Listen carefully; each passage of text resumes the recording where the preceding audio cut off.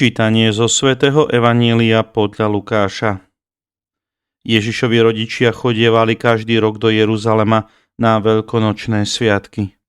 Keď mal 12 rokov, tiež išli, ako bývalo na sviatky zvykom.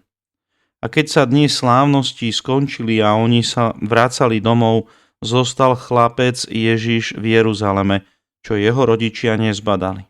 Nazdávali sa, že je v sprievode. Prešli deň cesty a hľadali ho medzi príbuznými a známymi, no nenašli. Vrátili sa teda do Jeruzalema a tam ho hľadali. Po 3 dňoch ho našli v chráme.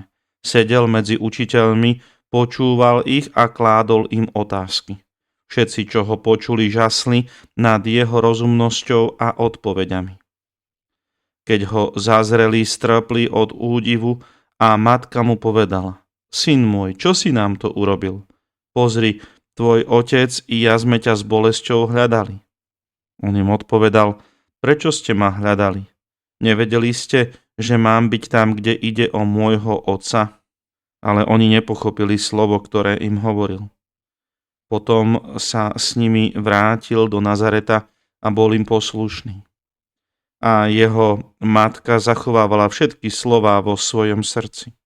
A Ježiš sa vzmáhal v múdrosti veku a v obľúbe u Boha i u ľudí. Počuli sme slovo Pánovo.